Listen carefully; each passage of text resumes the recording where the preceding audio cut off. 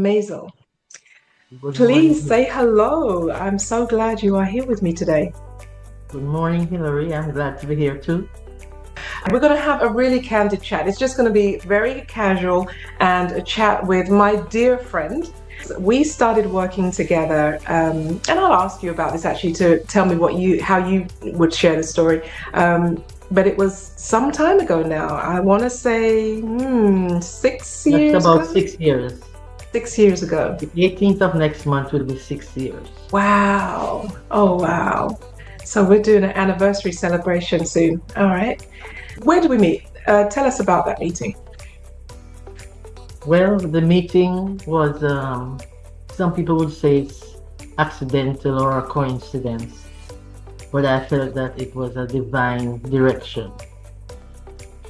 Um, I was contemplating moving from my home, and I saw these buildings going up for a long time, and I said, oh, I must go and look, but never did. And I had an incident at my home which said, now's the time. And the friend who helped me with the incident came by and looked at the place and came back and told me, oh, they went and looked at it and it's beautiful, I must go and look. So I said, okay, one day I'll get there. And I got there this day, and you were in the office, and we met, and you showed me the plans and what's available and, different things. And so I said, okay, let me think about it. And that was how we met. Wow. And so just to add to that, the place that you came to was a 55 plus community. Yes. And it was a new construction at that time. It was they were finishing up the community. So you came in on the last building that was being built. And I believe you might have been there are 4 units because they're quads, so there are 4 units in that building, and you might have been the second to last customer. That's right. I felt like I almost didn't get anything. That's right. Exactly. So when you say divine, the exactly. timing was absolutely perfect. And not only that, I got the unit that I wanted because I didn't have to be in the middle of anything. I wanted to be on the outside. So yeah, divine. So that was. And interestingly, when you came in, you were actually, so on my side, I remember when you came in, you are this beautiful, tall stature of a woman that stands out a mile away. And I was in my office and I had an assistant who was working there as well, who was, greeting people. And I remember seeing you walk. I could see because there's a window beside me, so I see when people come into the building. And so we're always ready to receive. And I remember you walking in and thinking, what a beautiful woman. Wow, okay. And I listened to the initial part of the communication that you were having with my assistant. And something in my gut was saying, I need to speak to this lady. There was just something, it was like, oh, hold on, I need to get out there and give some additional information or talk or something. There was just something. I wasn't quite sure what it was at the time. But as I listened a little bit more and a question came up, or it wasn't given the full answer, and I stepped up and came to the table and said hi, and I introduced myself and I said, I just wanted to add to something that the assistant had said. And it was from there, I felt that there was a rapport. We continued talking and it just developed so much more from there. And that's where it went from. So there was something about seeing you, or I don't know, hearing you, I don't know what it was that made me feel like I have to be involved, very deeply involved. So that was fantastic. So look, so my first question is, you talked a little bit about something happened, but what was prompting you to consider that late life move? Well, when I moved to that house, the day I bought it was 9/11. I came down from New York and I saw it and bought it and negotiated, and I thought that was the last move. I bought it thinking that, well, my children are in college. When they finish, they'll come home to live. Dumb thought. And I spent time there. I enjoyed it. I loved my home and everything. But it became too much. There was too much house. It had a whole basement that was, had a bar and all of that, which I wasn't doing anything with. Up and down the stairs, the maintenance. When I went down there, the spiders had a wonderful time. They were partying at the bar. And I thought, well, I need to get rid of this. I need to get rid of this. And, the thought is there. Just like the thought was with me when I saw those pictures and I must go look at them, which I never did. Mm. And there was a pool to take care of, and that was no joke. And then there was a pond. And I said, this is too much work. But what caused me to make the decision was one day I was at the pond cleaning it, and I had fish in the pond, and one of them fell and was failing, and I reached out to grasping to put him back in the water, and I fell and broke my wrist. And I said, this is it. I gotta get this place. Enough! And so after I got this taken care of, I came back to you and tried to get, well, this happened prior to me seeing you and seeing. Right. And then that was the place that I said I needed to go to.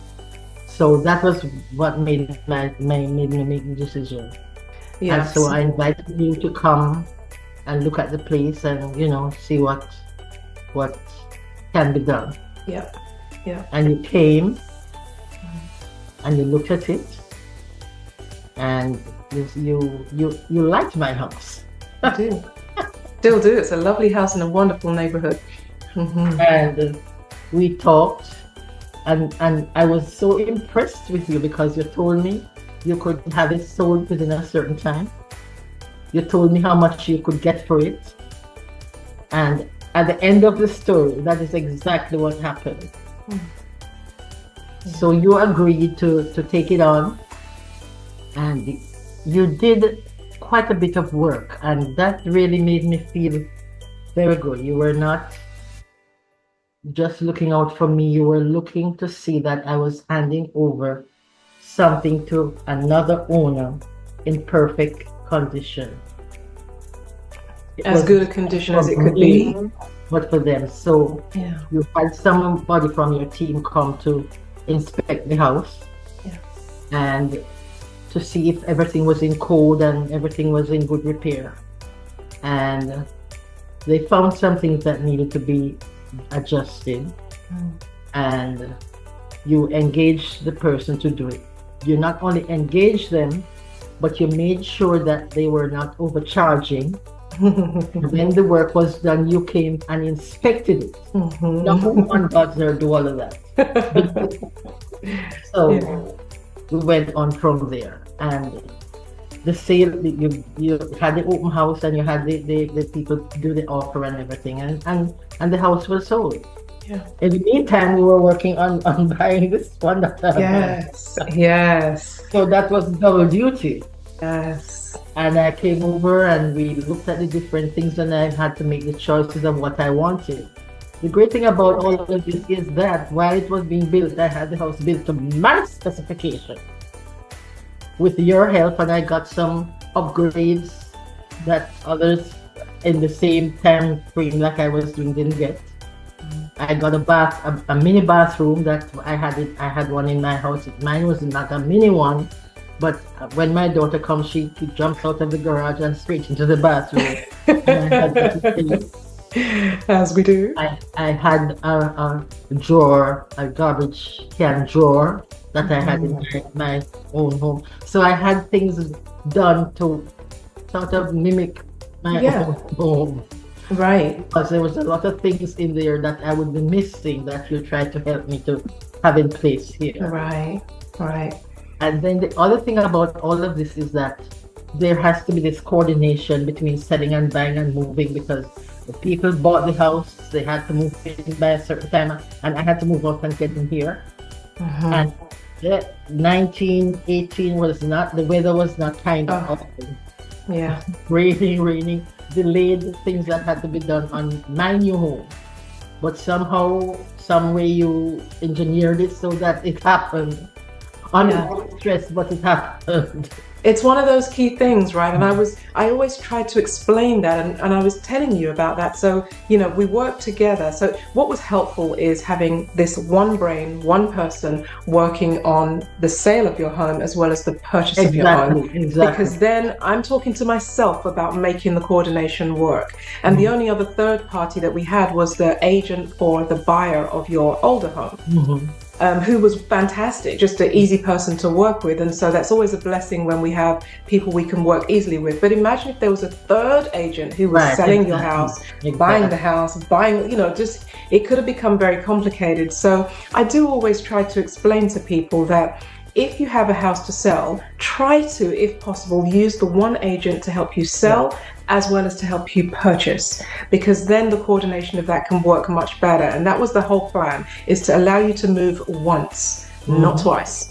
And it's so important to allow people who are aging and doing this, what we might call a forever home move, to be able to move once, because the stress of moving alone is difficult, but yet to move your things into storage or somehow figure out the logistics of all of that, and then to have to get up and move again within a few weeks or a few days, it's horrendous. It can be horrendous. So we take that stress off of you. So I'm glad it worked out for you and you remember that. Well, I remember everything about this experience, and I've told you that I've bought at least 10 properties along the eastern seacoast, and I don't remember anything about it. All I remember is, give me the listing, give me my commission, thank you, goodbye. Wow. Wow. Yeah, that's what other realtors that I've dealt with is, what can I get out of this experience? Yeah. You is, what can I give to this experience? And it made me relax. People said selling a house is stressful. I didn't feel the stress. The stress was all on you. I'm sorry. It was indeed. Thank you very much. Maybe I don't like the way you giggled about that, actually. It's like the stress was all on me and it was a healthy giggle there. Okay. Well, the thing about it was on you, but you know how to handle it. Yes. Yeah. And that was my job. That is my job. That's how I pride myself in the work that I do, is that let me take that burden on so that you don't have to. In these different stages of life, I have that energy to be able to do that. So thank you for sharing that. I want to ask you, you've talked a lot about the logistics and the reason why you got to that stage. But tell me, as you were going through it, did you personally feel any emotions were high or anything that emotionally that you had to go through? And if so, what was that? Well, the thing is, I love my house. I love my appliances. They were, top of the line things that were nice, and I mean, I like where I am now, but the stainless steel thing that they have in here, to me, I don't know what it is. I can't say stainless steel. I haven't found a name for it, but that's the market today. That's what it is. So that was it. But I was also excited in going into a brand new place, into a brand new community. And when I looked at the community, it was so well kept, so calm and peaceful. And, I am not a person who likes to be in the middle of everything. And I think being in the middle with loads behind me and this is out here, and but it is so perfect, because anything that I can want, if I want, I can walk to it. Awesome. Yeah. Bank, food store, anything. Post office, anything. So that's actually a my good whole point. perception about the location. It's like the other that I didn't like when they built the Target across the street. But after you drive into the subdivision, everything is peaceful. You don't know what is going on outside until you come out of the subdivision. Right. And this is what this is. It's very peaceful and calm, and well. So that's really helpful for you to describe that, because what you're telling people about is the luxuries of a active adult or 55 plus community, which is where you're located now. This is the home you purchased with us, and people don't always understand or realize the features of an active adult community.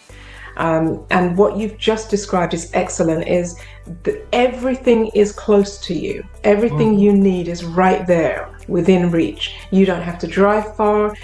You could possibly walk to something if you wanted to take a nice good 5-10 minute walk.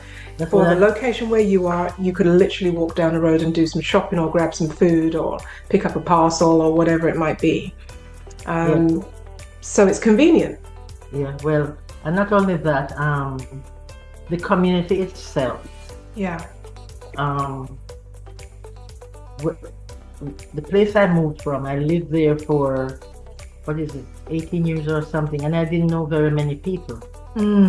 I served on the board, and I knew the people on the board. But people pass and they get, hi, even your neighbors. Okay? Here we meet every month. We have a homeowners association meeting, and we are invited to it. Yeah. And then we have an annual, and then we have Thanksgiving get together and Christmas get together. We are getting ready to have our Christmas get together on the 7th of December. And you know, the HOA, we pay the HOA fees, but these activities come from the paper. You don't have to pay anything. They say bring your own booze if you want. But you know, that's there, and then they're trying to do things like arts and craft, go for different activities. So, and then the community is beautiful, the lawns are well maintained, the trees are clipped, and I don't have to do a thing about it. I know you love that. Don't have to do a thing about it. And if anything happens outside of the house, it's not my problem. Call the HOA.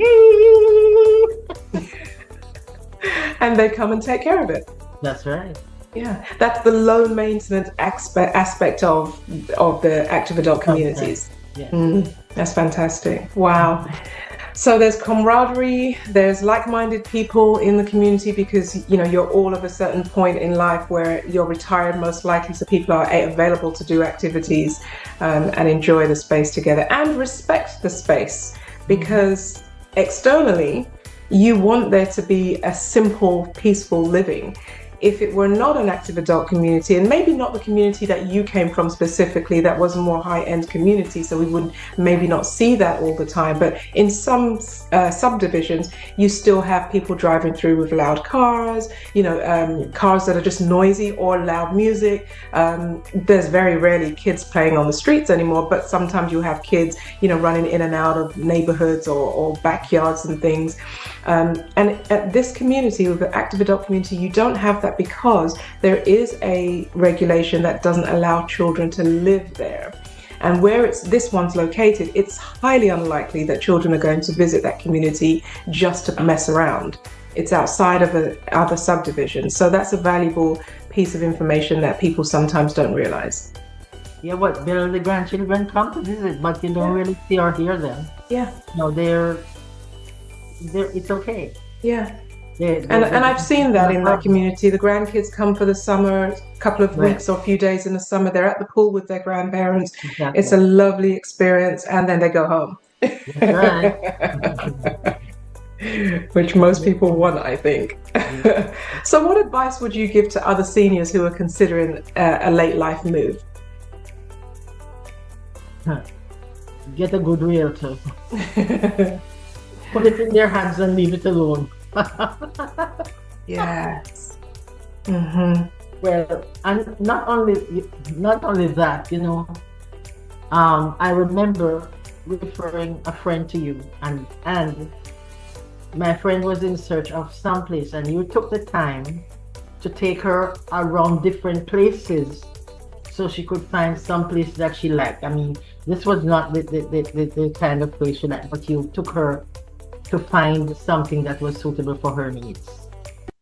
So you have to, a regular realtor is not going to take the time, you know, they whatever, here's something, take it, you know, and not look for what will meet your specific needs.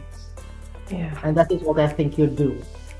You are just not looking to make a sale or to, you know, sell somebody's house or whatever. You're looking to meet the needs of the people you're encountering. Oh yeah, yeah, always. Yeah, super important. So in terms of that move, when it comes to as you're aging, because it's so different, isn't it? Because you could talk to the fact that making a move when you were in your 30s, 40s, or 50s, or even 60s, because you did move down from New York, aged in you. I don't know if you were retired yet at that point, were you? Just about 60s. Yeah. Yeah. And so even when you moved then, would you say, and see, this is a difficult question because, ladies and gentlemen, this is a vibrant lady. So she's one that she has her to-do list, she's going to get stuff done, makes her own choices. So this is a tough question. Let me pose a question. Was it very different, your move, and I know it was a state move rather than a city move, but your move down to this area compared to your move into your current home, were they hugely different? And if so, why? Well, let me tell you something. They were not hugely different. I can remember moving from my house in New York, which was like a 13-room house. Yeah. And I packed everything that was in the house that I wanted to move. On the second to last day of the move, a friend came to help me. The second to last day. And the movers came and took them and was off. When I moved from this house to this house, I packed every single box. I had no one come to help me because I know where I want to put my stuff, and I didn't. Yeah. I had a friend after all the boxes were packed who came and helped me move the boxes from one location to the next location. Things that were perishable. Yeah. We moved those, but the movers moved the other stuff. So it wasn't really that different. Yeah. And you need to think, all the ages that we talk about, I've moved during those ages. Exactly. Yeah. Yeah. So, and that's why I prefaced it with, you are a unique person because you are a doer. You want to get on and do these things and make sure you're in control of what needs to be done. You know of people who have different personalities. We all do. And so your advice to someone who isn't that person who's going to do everything, but is there a way that, do you have a strategy that you use that might be helpful to other people to adopt when they're doing a move like this? Well, see, I don't know that I have.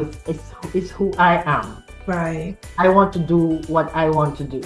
Right. And once I set my mind to something, I'm going to do 1, 2, 3. Right. I get what I want to get rid of, and I do that. And I get my boxes and I pack my stuff. And I pace myself. You see, I'm very considerate of other people. I don't want to tie up people's time. Yeah. And I just it's a freedom, it's a freeness for me just to do what I want to do.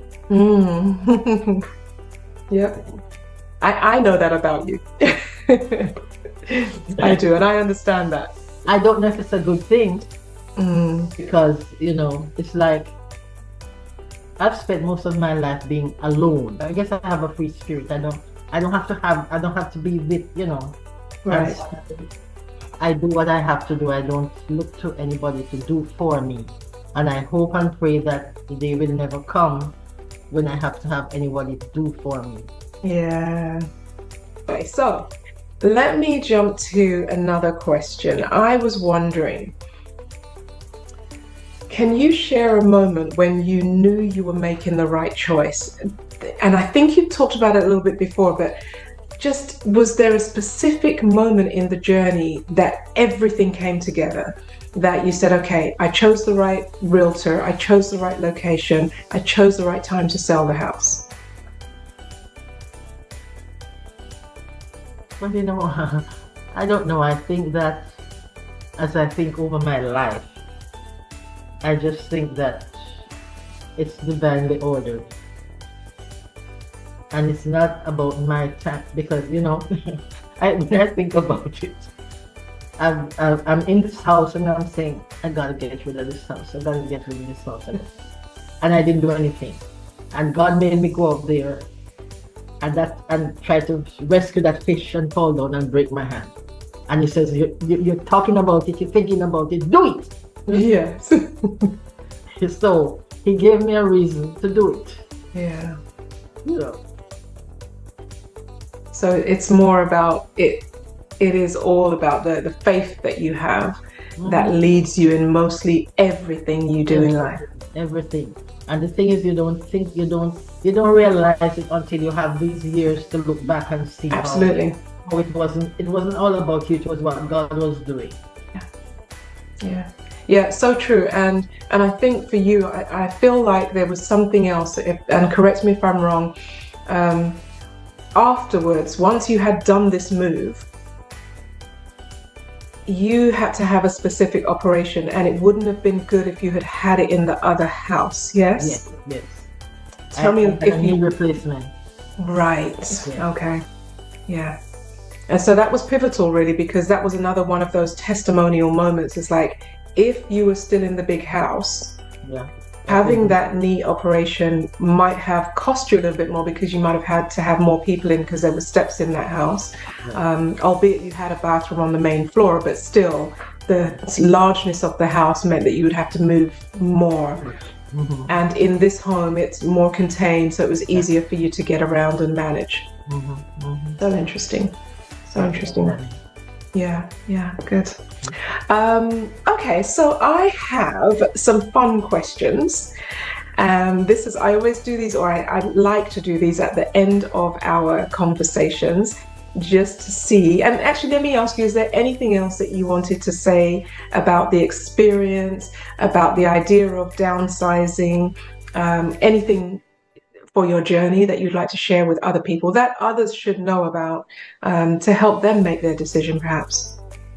Well, the downsizing is moving, and I've moved several times in my life, within cities, interstate, and all of that. And the support and your knowledge and know-how and concern for your clients made this move for me a memorable move. I can't tell you anything about any of the other people that moved or I interacted with. As a matter of fact, the person that I bought the house that I moved from was a family friend who was a minister. Even that person, I can't even recall that he was anything but, let me sell a house and get a commission. Okay? But I mean, the experience that I went through with the selling and buying and moving to this place is something that will be indelible in my mind. Every step of the way, I can go to sleep and you wake me up and ask me a question about it, and I can tell you. That's awesome. It was a pleasure, and it was all good. I can't tell you one bad experience within the whole journey of this downsizing move. I love it. And at the end of it all, we are friends. I mean, I don't know where any of the other people that I've bought and sold from. And not only that, you after the thing was done, you call up, is everything okay? Everything working? You keep. And I mean, I don't think it's only me, because the other day you text me from where you were to tell me that one of my neighbor who you sold something to had an accident. I live in here and I didn't know what you knew. So there you go. That's the fun part of my job, is I get to create new friends with people I can love on dearly. And yes, it is true that others feel that way. So sometimes I get lots of text messages, and sometimes I'm busy and I can't get to everything as quickly as I want to. And so it's a day and I'm like, oh no, I missed the messages. That's the only bad thing that I see. You're too busy. I'm kidding. Too busy. Too busy. But and it's, you know, it's a good and a bad thing in a sense. It's like I wish I could spend more time visiting with you, loving on you more. And I also love the fact that I get to work with other older adults who are looking to transition into a forever home. And so, you know, the toss up between being there all the time and catering to more people who need this service. And that's my passion, is it's a service that's needed. And so I want to, you know, do that as well. And it's tough sometimes. Well, the thing about it is, what I'm saying is, meet the needs of the people who need them now. Yeah. And when you can make the time to be with me and others like me, then do that. Yeah. Because when we see you, even if when it's a long time, it's more wonderful. Yeah. Because the longing is there. Yeah. Yeah. Awesome. Thank you so much for that. I appreciate that so much. Because it makes me feel bad sometimes that I can't get to you when I want to get to you. Don't feel badly, because in my heart I know that you're busy, but I'm concerned that you're not too busy, that you don't take time to take care of yourself.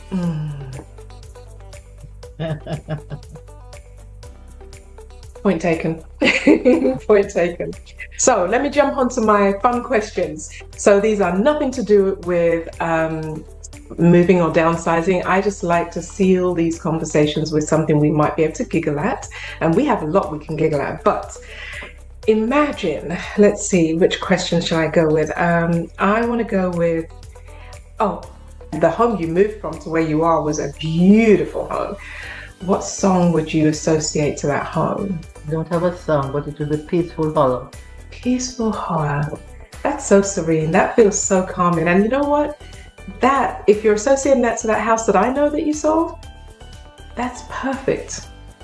Because it was, I remember sitting in your great room, looking out those large windows, and you see your garden, which was full of crepe myrtles and other beautiful trees, and then the pool in the view. I remember, look at that, I remember this, of all the houses I've sold. And it was a peaceful place. The garden was a peaceful place, everything about it. So yeah, I like that. Okay, and how about if your house could talk, what would it say about you? Oh dear. What is my house? What would it say about me? I am a caregiver. I take care of it. I love nice things.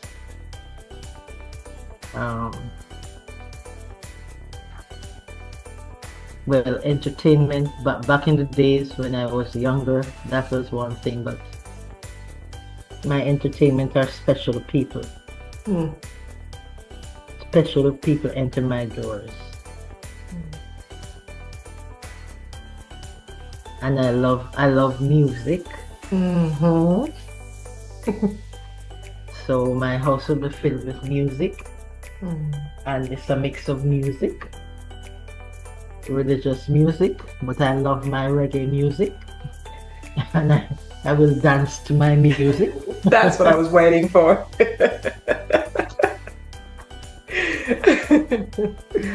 Yes.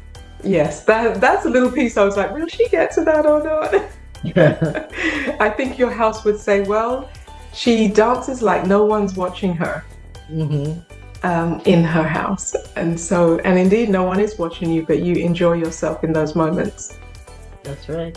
Yeah, I was privy to one of those moments, and I was ready to shake a leg or two at the same time. So that's fun. That is fun.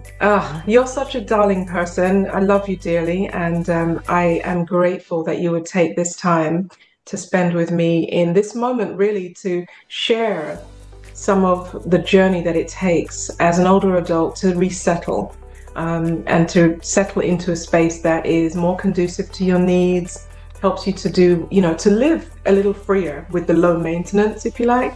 And that just some of the choices that you made along the way is really important to share, such as you allowed for some additional features to be added in your home that reminded you of the older home. Just so it would bring comfort to you. and enjoyment for the quality of life that you were used to. Yeah. So thank you. I appreciate you. Thank you also for making it possible. Yeah. And that wraps up another insightful episode of Let's Talk Real Estate for Older Adults. I hope you found today's discussion as enlightening and inspiring as our team did. Remember, every transition is a new beginning, and we're here to provide information for you along the journey of downsizing, relocating, or aging in place. If today's conversation got you thinking about your own unique situation, I'd love to chat, so book a call with me, and let's figure out the best steps for your next chapter. And before you go, don't forget to subscribe and join our community so you never miss an episode. If you have questions or ideas for a future topic, please reach out. I'd love to hear from you. Until next time, I'm Hilary Walker, CEO of Atlanta Seniors Real Estate, signing off. Stay safe, stay positive. Your forever home could be just around the corner. And remember our philosophy? Real estate is more than property. It's about the people.